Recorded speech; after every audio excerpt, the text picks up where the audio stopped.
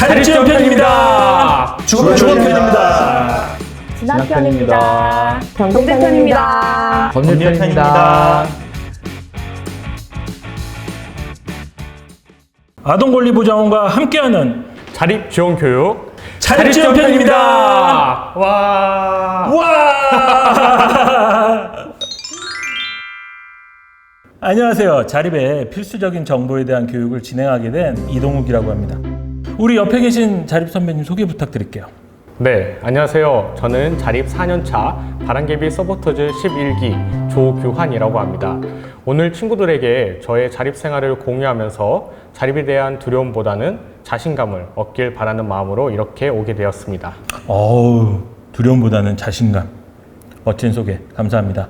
오늘 규환 씨와 함께 자립에 대해 막연하게 생각하고 있는 궁금증들을 우리가 함께 해결해 드릴 거예요. 자, 바로 주제를 살펴보시죠.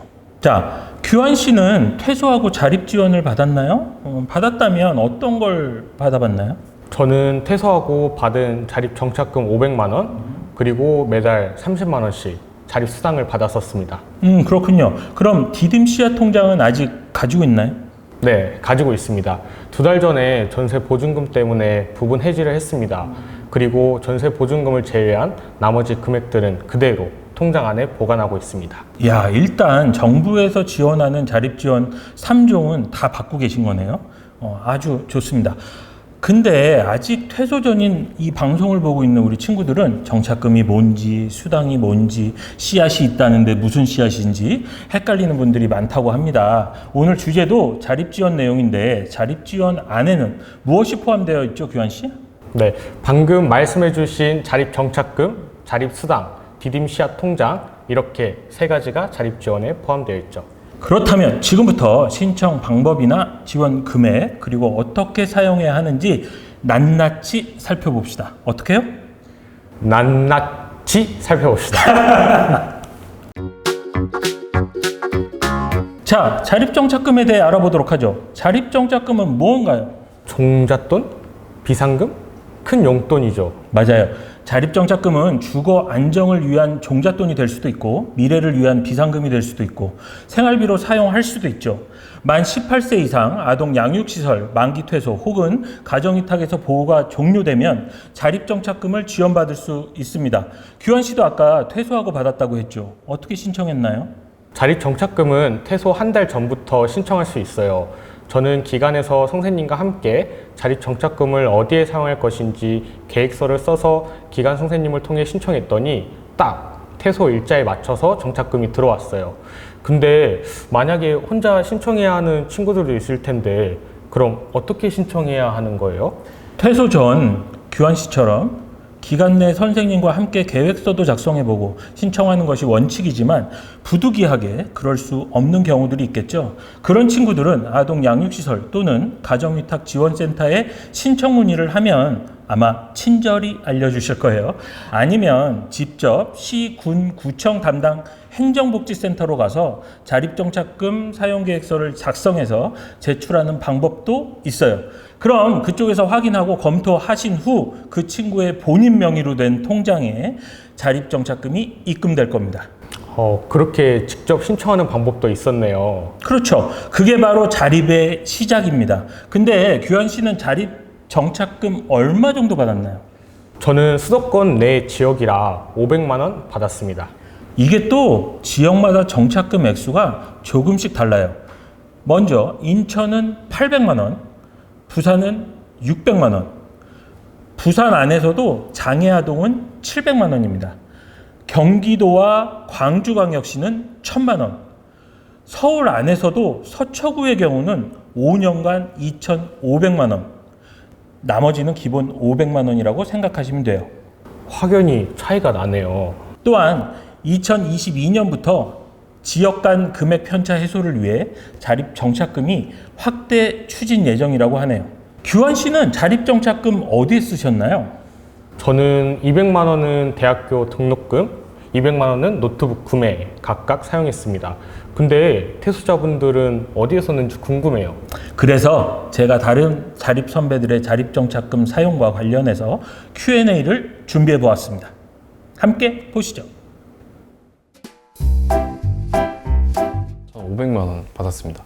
300만 원 받았어요. 500만 원 받았습니다. 500만 원 받았습니다. 500만 원 자립정착금 받고 퇴소했어요. 적금에 다 사용했습니다. 전세 보증금이 딱 300만 원이어서 바로 묶어뒀었고요. 그리고 월세 계약이 끝나고 나서 돌려받잖아요. 그걸로 LH로 집을 구했을 때 거기는 옵션이 없었거든요. 그래서 냉장고도 사고 여러 가지 가구들을 좀 샀던 것 같아요. 제 목돈 전용 통장이 있어요.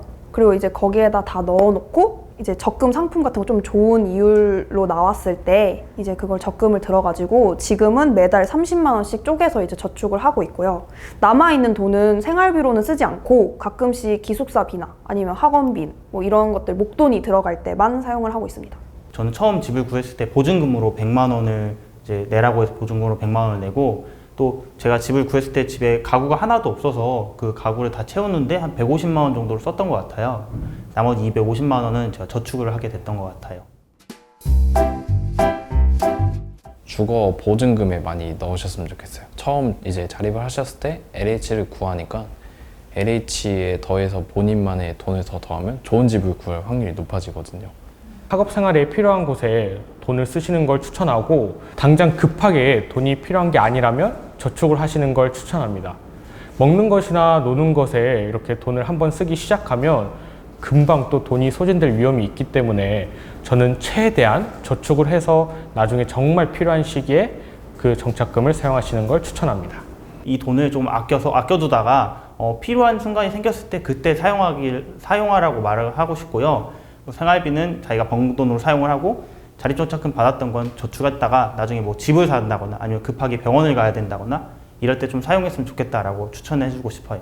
급한 경우가 아니면 저는 저축하는 게 좋은 것 같아요. 그 자격증 따고 싶은 친구들도 많잖아요. 이제 요리를 하는 친구들도 있고 학원비도 많이 드니까 그런 준비를 할 때 비상금 용도로 썼으면 좋겠습니다. 보증금이나 예금으로 묶어두는 게 가장 이상적이죠. 그리고 현재 자립정착금이 상향평준화되고 있는데 큰 금액으로 점점 올라가고 있죠. 그래서 내가 퇴소하고 누려보고 싶은 것들, 나를 위한 선물, 그래서 나를 위한 소비도 조금 해보면 좋을 것 같아요. 실제로 이게 뭔가 소비가 억눌러져 있으면 나중에 약간 충동적인 소비로 이어질 수도 있거든요. 그렇지만 이제 뭐 나중에 계약금이나 또 주거 임대 보증금으로 사용될 만한 금액이 발생할 수 있으니까 묶어두시는 편이 가장 좋습니다. 네, 자립 선배들은 이런 곳에 사용했다는 걸 우리 잘 봤습니다. 그죠? 사실 이건 모범 사례에 가깝지만 그렇지 않은 선배들도 많이 있었어요. 한 번에 목돈이 들어오게 되니까 그동안 쓰지 못했던 돈을 뭐 여기저기 쓰게 되는 것 같은데 이게 사용계획서를 작성하지만 누가 어디에 사용했는지 검사하는 게 아니라서 그 돈들을 아무렇게나 쓰는 분들이 있거든요. 혹시 규환 씨 주변 친구들이나 후배 혹은 선배 중에 좋지 않은 사례들이 있었나요? 네, 있죠. 먼저 퇴소한 자립 선배들한테 돈을 빌려달라고 연락이 와서 빌려주는 경우도 봤고 친구들과 술을 마시고 맛있는 음식들을 사 먹고 놀면서 조금씩 돈을 쓰다 보니 눈 깜짝할 새에 다 써버렸다는 친구도 있었습니다. 그리고 차를 빌리고 사고가 발생해 사고 처리비로 자립 정착금을 많이 소진했다는 친구도 있었습니다. 아, 정말 안타깝습니다. 지금 보고 계신 친구들은 꼭 사용계획서 작성하신 대로 사용하시길 바랄게요. 적기 전에는 이미 머릿속에서 다 계획하고 있는데 굳이 그걸 귀찮게 적어야 할까라는 생각이 드실 수 있지만 또 막상 우리가 펜을 들고 한 글자 한 글자 적다 보면 자립 이후의 삶에 대해 다시 한번 생각하게 되는 뜻깊은 시간을 보낼 수 있을 겁니다. 자립 정착금은 자립의 첫 디딤돌인 만큼 현명한 선택하셨으면 좋겠습니다. 이제 또 다른 자립 지원 사업도 알아봐야죠. 그 다음 뭐죠? 자립수당입니다. 자립수당. 이것도 굉장히 좋은 지원 사업이죠. 생긴 지 얼마 되지 않았지만 자립준비 청년들에게 경제적인 부담을 덜어주고 안정적인 자립생활을 돕기 위한 제도죠. 그리고 자립수당은 기초생활보장소득 산정에서 제외되므로 기초생활보장 생계, 주거, 의료, 교육, 급여에 전혀 영향을 미치지 않는다고 합니다. 네, 가끔 헷갈리시는 분들이 있어서 본인은 해당 안 되는 줄 알고 신청 안 하시는 분들이 좀 있더라고요. 그런 분들 보면 안타깝겠어요.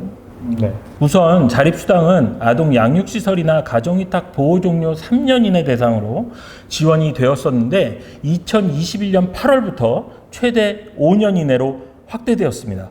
아동 양육시설 퇴소 예정이신 분들은 퇴소 한 달 전에 사전 신청도 가능하답니다. 단 보호 종료일 포함한 60일 이내 자립수당을 신청하는 경우 보호 종료일에 속하는 달부터 소급하여 수당이 지급 가능합니다. 그게 무슨 말이냐? 한 예시로 A라는 친구가 2021년 1월 1일에 보호가 종료가 된다고 가정해봐요. 그러면 보호 종료일로부터 60일 이내, 즉 2021년 3월 2일까지 수당을 신청해야 1월부터의 수당을 받을 수 있는 겁니다. 근데 만약에 뭐 이렇게까지 극단적인 건 아니겠지만 21년 3월 3일에 수당을 신청하게 되면 3월 수당부터 받게 되는 거예요. 1월과 2월분을 받지 못하게 된다는 거죠. 신청을 늦게 하면 받을 수 있던 수당도 못 받을 수 있다는 거네요. 손해보지 않도록 잊지 말고 보호 종료 한 달 전 사전 신청 꼭 해야겠어요. 늦더라도 보호 종료 후 최대한 빨리 60일 이내에는 신청해야겠네요. 규환 씨는 받았었으니까 잘 아시겠네요. 지원 내용이나 신청 방법에 대해 더 자세히 한번 설명해 주실까요? 네, 우선 자립수당을 신청 방법부터 설명해 드릴게요. 먼저 신청 서류들을 들고 주민등록상, 주소지, 행정복지센터에 가서 제출해야 하는데 이때 서류는 총 3장이 필요한데요. 자립수당 지급 신청서 1장, 신분증, 그리고 서민금융진흥원 금융교육 포털에서 온라인 교육이 있는데 아동자립교육을 필수로 들으셔야 해요. 그러면 이수증이 나오는데 그거 출력하셔서 들고 가면 됩니다. 그리고 상황에 따라 보호종료 확인서를 요청하는 행정복지센터도 있으니 미리 확인해보고 방문하시는 걸 추천해드려요.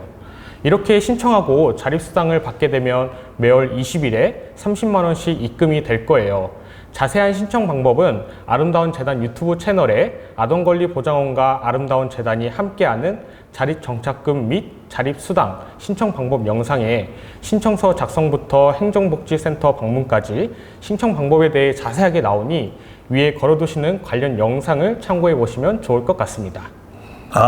그러면 대부분 수당을 어떻게 사용하고 계신지 또 우리가 궁금한데 다른 자립 선배들은 어떻게 사용했는지 함께 들어볼까요? 네. 저는 못 받았습니다. 못 받았습니다. 아니요, 저는 자립수당을 받지 못했어요. 매달 30만 원씩 받고 있습니다. 2019년부터 2년 동안 받았고 지금은 이제 지급 기간이 만료돼 받지 않고 있습니다. 10만 원은 그 자동이체 통장에 보내요. 왜냐하면 그 LH 전세 이자가 빠져나가라고. 그리고 나머지 20만 원은 그냥 밥 사 먹고 그냥 간식 사 먹고 이런 식으로 쓰고 있어요. 저는 주택청약 통장과 디딤시아 통장에 각각 월 5만 원씩 저축을 했습니다. 그리고 영어학원 강의를 듣는데 10만 원을 사용했고 나머지 10만 원은 핸드폰과 인터넷 통신비 이렇게 납부하는 데 사용을 했습니다. 사회 배려 계층을 위해서 되게 적금 이율이 높은 상품들이 있거든요. 거기에 이제 분산 투자를 하면 시간이 지났을 때 엄청난 금액으로 불려져 있을 것 같아요. 꼭 납부해야 되는 것들 있잖아요. 뭐 전세이자뿐만이 아니라 공과금도 있을 것이고 또 핸드폰비 뭐 이런 것들 있잖아요. 그런 것들 먼저 냈으면 좋겠다고 뭐 굳이 말하자면 말하고, 근데 만약에 이런 부분들이 다른 방법으로 해결이 된다면 그냥 편하게 용돈 개념으로 썼으면 좋겠습니다. 너무 각박하잖아요? 저 같은 경우는 주로 생활비로 많이 사용할 것 같아요. 딱 자립수당 자체가 아무래도 생활비에 딱 특화되어 있는 금액인 것 같다고 생각을 많이 했거든요. 과도하게 용돈으로 소비하지 않는 한 최대한 생활비로 쓰시는 것도 나쁘지 않다고 생각을 합니다. 자립수당을 당장 생활비로 쓰는 게 아니라 내가 저축했다가 모았다가 필요한 것에 조금 한 번에 사용했으면 좋겠어요. 무조건 막 교육용으로 써야 된다는 게 아니라 여행을 가더라도 그런 돈을 좀 모아서 차곡차곡 모아서 자기가 하고 싶은 곳에 사용했으면 좋겠어요. 규환 씨는 저축과 교육비로 사용하셨다고요? 조금 더 자세히 들려주실 수 있을까요? 네, 저는 주택청약통장과 디딤시아 통장에 각각 월 5만 원씩 저축했습니다. 그리고 영어학원 강의를 듣는데 10만 원을 사용했고 나머지 10만 원은 인터넷, 통신비, 핸드폰 이렇게 납부에 사용했습니다. 한 달간 30만 원이면 이게 5년간 지원한다고 했잖아요. 총 금액이 1,800만 원이에요. 여러분, 자립수당을 얼마나 잘 사용해야 하는지 아시겠죠? 자, 마지막 디딤씨앗 통장으로 넘어왔습니다. 디딤씨앗 통장, CDA라고도 하죠. 근데 이 통장의 유무를 모르시는 분들이 많이 있어요. 규환 씨는 알고 있었나요? 네, 전 가지고 있어서 알고 있습니다. 사실 이 통장은 지금 여러분들이 가지고 있어요. 모르고 있었다면 기관 선생님에게 물어보면 가르쳐 주실 거예요. 디딤씨앗 통장은 보호기간 동안 내가 일정한 금액을 저축하면 국가에서 똑같은 금액으로 월 최대 5만 원까지 1대1로 적립을 해주는 거죠. 보호대상 아동이면 다 가입이 가능하고요. 보호아동은 0세부터 만 18세까지 정부 매칭금을 지원받을 수 있는 통장입니다. 2022년부터는 정부 매칭 비율이 1대1에서 1대2로 지원 한도를 월 5만 원에서 10만 원으로 확대할 예정이라고 합니다. 그렇게 적금하게 되면 돈이 어마어마하겠어요. 그렇죠. 그리고 만 24세 전까지는 자유롭게 저축도 가능하고요. 하지만 안타깝게도 바로 그 통장의 돈을 사용할 수는 없어요. 저도 궁금한 게 그럼 언제 사용할 수 있는 건가요? 지원은 만 18세까지 가능하지만 해지하는 것은 만 24세 이후로 자유롭게 해지할 수 있습니다. 만약 그 전에 해지를 하려면 적립금 사용 용도가 필요한데 대학생이면 학자금, 취업준비생이면 기술자격 취득하는 데 쓸 수 있고요. 주거, 의료, 결혼자금, 창업지원금 등에 쓸 수 있습니다. 당연히 해지하러 갈 때 해당 증빙서류들을 가지고 가셔야 하고요. 그럼 만 24세 이후에는 용도, 조건 없이 해지할 수 있는 건가요? 네, 그렇습니다. 통장 개설과 마찬가지로 해지하려면 디딤씨앗 통장 적립금 사용 신청서를 작성하셔서 시, 군, 구청으로 가시면 됩니다. 지자체마다 사용 용도에 따른 증빙 서류들이 다르니까 미리 확인해 보고 가기를 권장해 드릴게요. 해지 관련 더 궁금한 사항이 있으시면 해당 시, 군, 구청 디딤씨앗 통장 담당자에게 문의해 보시면 됩니다. 감사합니다. 다른 자립 선배들은 디딤씨앗 통장을 어떻게 활용했는지 함께 이야기 들어볼까요? 가지고 있었는데요. 근데 없어졌어요. 제가 해지를 했어요, 사실. 네, 저는 갖고 있습니다. 네, 있습니다. 저는 해지는 안 했고요. 가지고 있습니다. 현재 디딤씨앗 통장을 가지고 있습니다. 지금 가지고 있지는 않아요. 후원자님이 넣어주신 거랑 정부 매칭금 포함해서 900만 원 조금 넘게 있었어요. 네, 옛날부터 이제 월 5만 원씩 이렇게 저축을 했어요. 그 5만 원 하면은 5만 원 1대1 매칭 되는 거 있잖아요. 근데 그게 종료된 뒤에도 계속 5만 원씩 월에 저축을 하고 있고 혹시나 까먹을까봐 그냥 아예 자동이체를 걸어놨어요. 지금은 뭐 디딤씨앗 통장 자체가 예금 금리가 높다 보니까 우선 예금으로만 사용 중이고요. 그냥 거치하고 있다고 보시면 됩니다. 저는 퇴소 후에 월 5만 원씩 꾸준히 저축을 했었는데요. 근데 지금은 제가 얼마 전에 전세 보증금 때문에 부분 해지를 해서 더 이상은 이제 적금을 들지 못하고 현재 그 금액 그대로만 통장 안에 보관을 하고 있는 상태입니다. 만 18세까지 적립이 가능하거든요. 그래서 보육원에 살 때는 제가 돈이 있을 때는 적립을 했지만 돈이 없을 경우에는 적립을 하지 못했어요. 자격기술 취득이라는 사유로 해지를 했었거든요. 근데 사실 학원비나 교재비나 그게 900만 원 정도가 필요하진 않잖아요. 그래서 다 해지하는 것보다 부분 인출이라는 그런 기능을 활용했으면 좋았지 않았을까 조금 후회가 됩니다. 특별한 뭐 이유도 없었고 또 다른 부분으로 해결이 됐기 때문에 아직 해지하지 않았어요. 좀 큰 집을 계약을 해야 될 때 뭐 예를 들면 청약 당첨이 됐을 때가 아마 제일 큰 계기가 될 것 같아요. 예기치 못하게 전세 보증금 때문에 이제 해지를 하게 돼서 일단은 부분 해지를 하고 그리고 그 나머지 돈은 나중에 결혼 자금으로 쓰려고 남겨뒀습니다. 그때 제가 이제 전 지방에 살다가 서울로 이사를 가게 된 적이 있었거든요. 그런데 이사 비용도 많이 들고 또 새로 이사 간 곳에 침대며 세탁기며 이런 것들을 다 바꿔야 했어요. 그런 것들 사는데 비용을 많이 썼고요. 나머지 금액은 지금 저축해서 아직도 가지고 있는데요. 제가 그 돈은 나중에 제 집을 산다거나 아니면 결혼할 때 결혼식 비용으로 쓴다거나 이런 용도로 쓰려고 좀 아껴놓고 있어요. 저는 그 LH와 관련해서 한 번 더 말씀드리고 싶은데 그 지원 한도액이 뭐 1억 1천, 1억 2천 이렇게 제한돼 있잖아요. 근데 이거는 지원해 줄 수 있는 것에 대한 한계고 저희가 가진 돈을 더해서 더 좋은 집으로 이사도 갈 수 있거든요. 그래서 이렇게 환급성이 있는 보증금의 형태로 사용하는 것도 굉장히 좋을 것 같아요. 그리고 저는 지금 LH 전세 임대를 이제 살고 있거든요. 내년에 또 2년 단위의 계약이 끝나고 이사 계획이 있어요. 그때 이사 갈 집의 보증금이 더 높아지면 그 부족한 만큼의 디딤 씨앗 통장에 있는 돈을 사용할 계획이 있어요. 전 최대한 늦게 해지했으면 좋겠어요. 뭐 만약에 주거 보증금으로 본인이 좀 더 추가해서 쓸 거라면 상관이 없는데 그게 아니라면은 소비 부분에 좀 많이 쓰게 되는 경우가 많더라고요. 최대한 쓰지 않고 저축을 했다가 학자금 마련이나 아니면 저처럼 결혼 준비를 위한 저축을 하시는 걸 추천합니다. 디딤씨앗에서 받을 수 있는 이자가 평소에 다른 사람들이 이용할 수 있는 이자보다 훨씬 높거든요. 그래서 그 만 18세가 되었다고 하더라도 바로 해지할 게 아니라 24살까지 꼬박꼬박 뭐 10만 원이든 5만 원이든 저축을 했으면 좋겠고요. 우리가 살면서 어떻게 아프게 될 수도 있고 큰 돈이 필요할 때가 있거든요. 그럴 때 위해서 좀 저는 저축해두고 아껴두라고 하는 편이에요.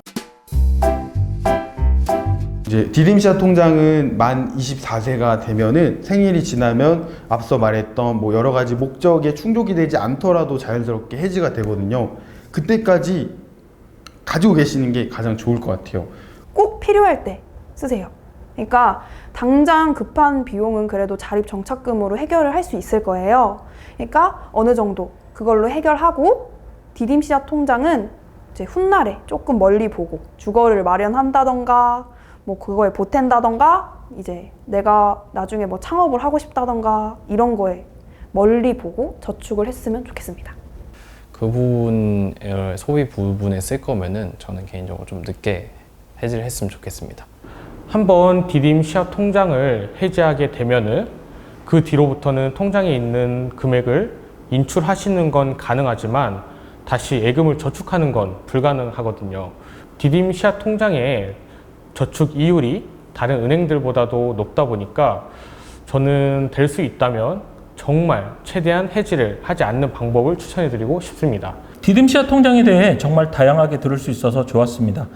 이런 선배들 얘기 듣는 것도 많은 도움이 될 거예요. 퇴소하고 나면 어떤 일이 닥칠지 아무도 모르는 거니까요.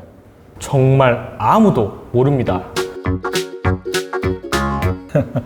자, 이제 거의 마무리가 되어 가는데 사실 뭐 이렇게 한번 들으면 다 기억하기는 어렵잖아요. 이 교육방송을 보고 있는 우리 친구들이 또 궁금한 게 그러면 내가 나중에 이 정보들을 어떻게 찾을 수 있는가 물어보시는 경우들이 상당히 많이 있거든요. 퇴소 후에는 정보를 많이 알고 있는 게 도움이 많이 됩니다. 그렇죠? 네, 퇴소 후에 엄청 여러 가지 지원들이 있는데도 모르는 선배들도 많더라고요. 저와 같이 자립 선배들은 어떻게 정보를 얻고 있는지 들어봅시다. 아동권리보장원 카카오톡 친구 추가를 할 수가 있습니다. 거기에서 주로 많이 얻고요.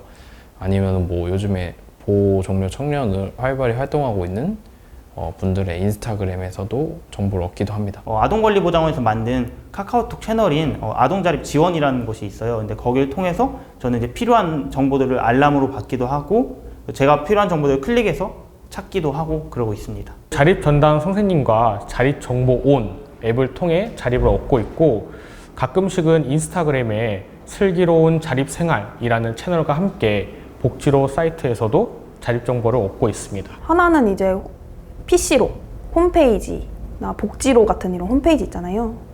홈페이지도 아동권리보장원이라는 홈페이지가 있어요. 거기를 좀 자주 보는 편이고요. 두 번째는 그 자립정보온이라는 앱이 있어요. 어플로 보고 있는 거죠.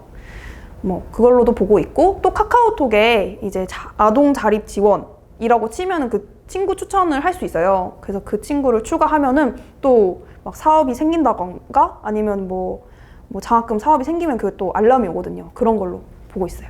인터넷 검색도 많이 하고 당사자 커뮤니티도 이용하기도 하는데 가장 접근성이 좋다고 생각하는 거는 아동자립 지원이라는 카카오톡 플러스 채널이거든요.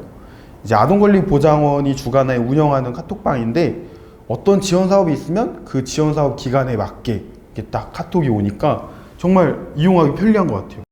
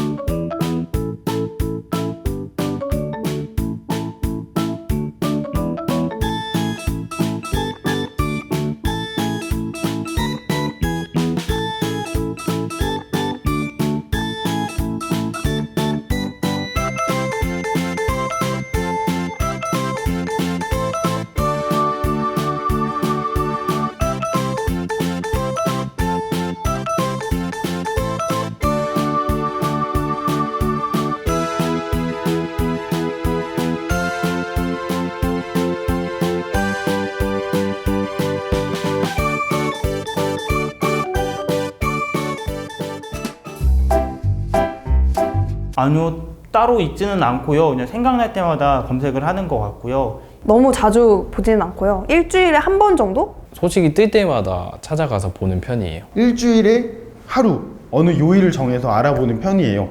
저 같은 경우는 월요일마다 그 각종 사이트에 들어가서 검색해 보는 편입니다.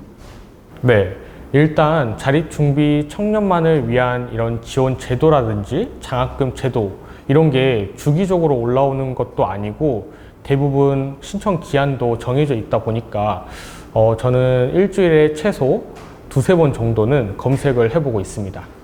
자, 오늘 자립 지원 부분에 대해서 3가지 알아봤는데 먼저 태소에서 자립을 현재 진행하고 있는 선배로서 오늘 소감이 좀 어떠셨나요? 일단 제가 태소 선배로서 이렇게 후배들한테 도움이 될 수 있는 이런 영상을 또 촬영하게 돼서 너무 뜻깊었고요. 그리고 저도 정말로 태소를 할 때 어떻게 보면은 모든 짐을 제가 다 혼자 지고 가야 된다고 생각을 했었거든요. 하지만 그런 게 아니라 정말 주변에서 도움을 많이 주고 또 정부에서도 다양한 지원이 있더라고요. 그래서 여러분들도 이제 후배님들도 태소를 하고 나서 이런 다양한 혜택들, 그 정부 지원들 놓치지 말고 다 받아봤으면 좋겠습니다. 자립이 어려운 이유가 처음 하는 일이라 그래요. 처음 하는 건 다 어렵습니다. 어른도 어렵고요. 그러니 여러분들 하나하나 차근차근 내가 모르고 있는 것들은 알아가면 훨씬 더 자신감도 생기고 안정적인 자립을 시작하실 수 있을 겁니다. 오늘 알아본 자립 지원 정보 외에도 주거, 진학 등등 혼자 살기 위해서 많은 정보가 필요하죠. 그래서 저희가 이렇게 이 자리에 있는 거고요. 그러니까 여러분들도 겁먹지 말고 할 수 있어요. 오늘 이렇게 자립 지원에 대해서 잘 알아보았는데 다들 어떠셨나요? 영상 시청 끝까지 해주셔서 감사합니다. 화이팅입니다. 안녕. 안녕.